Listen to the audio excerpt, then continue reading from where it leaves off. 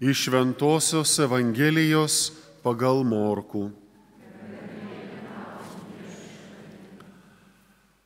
Prisikėlęs anksti rytą, pirmąją savaitės dieną, Jėzus pirmiausia pasirodė Marijai Magdalietei, iš kurios buvo išvaręs 7 demonus.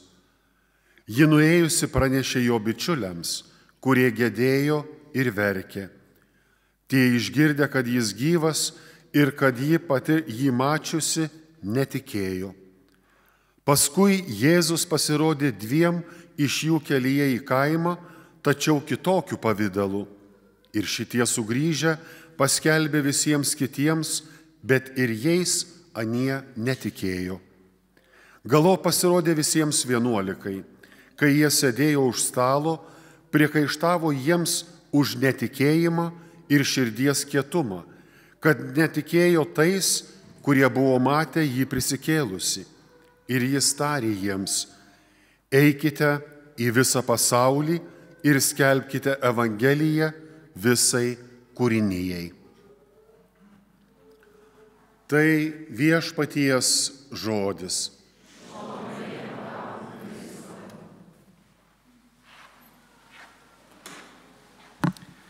Taigi esame susirinkę ypatingų laikų, kada bažnyčia atsisveikina su popiežiumi Pranciškumi ir galbūt kai kurie jaučia nerimą ar baimę, kasgi toliau bus, bet iš tiesų tai yra didžios malonės laikas, nes žemėje Kristus šiuo metu nebeturi vietininko, tai pats viskam vadovauja ir pats viską tvarko. Taigi esame malonės laike, kai galime tiesiai kreiptis į Jėzų, sakyti: viešpatie, turiu pas tave reikalą, turiu bėdą, turiu rūpestį, išgirsk mane. Ir įdomu tai, kad bažnyčia yra tokia tradicija, kad kas keletą metų visi pasaulio vyskupai paeiliui yra kviečiami atvykti pas Šventąjį Tėvą ir tas vizitas jų vadinamas ad limina. Tai reiškia atsistoti prie slenksčio. Ir šiandien mes palydime Šventąjį Tėvą irgi ad limina. Atsistos ant slenksčio viešpaties namuose ir turės jam duoti apyskaitą. Ir kokįgi priesaką palieka Jėzus iškeliaudamas savo apaštalams, kurie irgi jaučiasi apleisti, vieniši, panašiai kaip dabar bažnyčia, kasgi čia toliau bus. Jėzus atsistoja jų tarpe, sako: kodėl jūsų širdis dreba iš baimės, kodėl jums trūksta tikėjimo ir pasitikėjimo gerąją žinią, sako: eikite visą pasaulį ir skelbkite Evangeliją visai kūrinijai. Taigi ir popiežius Pranciškus bus paklaustas viešpaties: ar ėjai į pasaulį, ar visiems skelbėjai gerąją naujieną. Ir mes, kaip bažnyčia, tikrai galime liudyti, kad jis buvo tas, kuris stengiasi pasiekti kiekvieną, net patį mažiausią, labiausiai nutolusi, atstumta, paniekinta, nesuprasta, kad jiem pasakytų: Dievas jūs myli, jūs iš tiesų myli.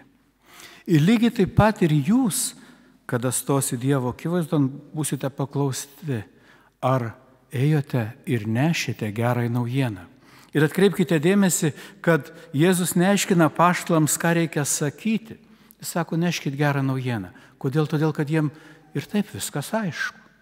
Jie turi skelbti Dievo gailestingumą, kviesti atpažinti savyje tą trapumą ir nuodėmingumą ir atsiversti, priimti krikštą ir šventąją dvasią, jungtis į bendruomenę bažnyčią ir skelbti gerą naujieną visiems aplinkui.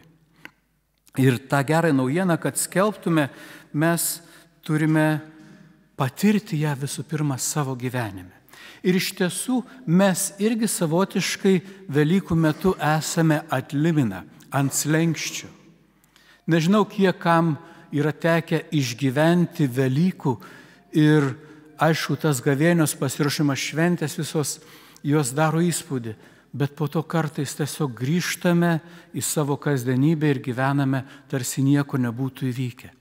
Ir aš tikrai kviečiu, kad šios Velykos būtų kitokios, kad mes iš tiesų rastume jėgų žengti per naująjį slenkstį.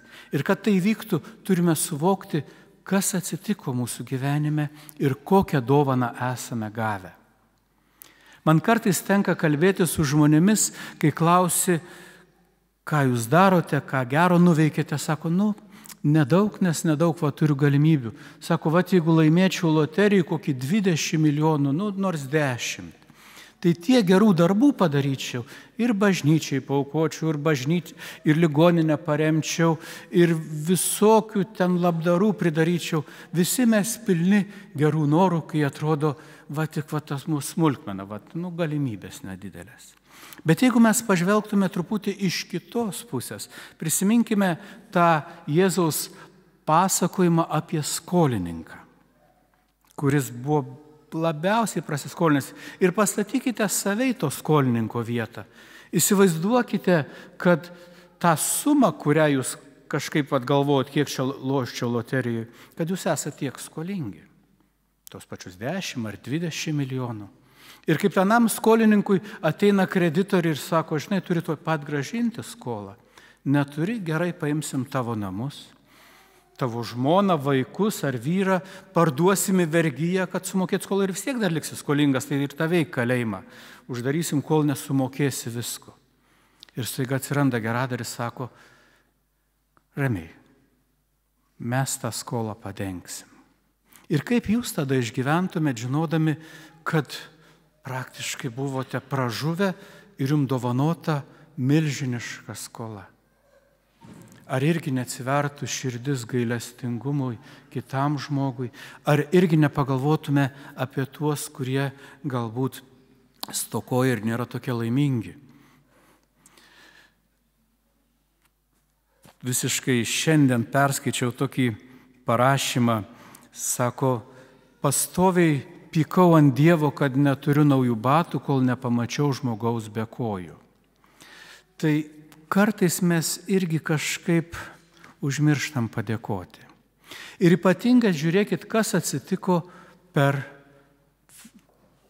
šias Velykas, apie kurias skaitėme Evangelijoje. Prieš Pilotą buvo pastatyti 2 žmonės. Jėzus, kurį pats Pilotas pripažino be kaltės, ir Barabas, plėšikas ir žmogžudys. Barabas jau buvo pasiruošęs ir priimti tą nuosprendį ir suprato, kad vertas tos bausmės. Ir staiga jisai girdi, kad yra paleidžiamas. Ir vietoj jo nekaltas bus nubaustas. Tai žinokit, kad visi mes esam Barabai. Visi mes esame kalti. Dievo dovanų plėšikai, savo širdyje ne kartą nužudė savo brolį ar seserį. Ir staiga mums yra dovanojama ta kaltė. Ir dabar jau tik nuo mūsų priklauso, kaip mes toliau gyvensim, ką mes su ta dovana darysim, ką mes darysim su ta dovanota skola. Ar toliau gyvensim, tarsi nieko nebūtų atsitikę, toliau švaistysim Dievo dovanas, toliau darysime, kartosime tas pačias klaidas, kol vėl įpulsime į tą pačią bėdą, ar vis tik sakysim, Dieve, ačiū už naują galimybę, už naują pradžią. Nuo šiol bandysiu gyventi kitaip, nuo šiol bandysiu iš tiesų būti tuo Dievo vaiku, tuo Dievo sūnumi, Dievo dukra, kurios iš manęs nori dangiškasis tėvas. Tegul šios Velykos būna tas stabtelėjimas prie naujo gyvenimo slenksčio. Tegul jos būna kitokios, tegul jos mus veda į atsivertimą ir naują gyvenimą. Amen.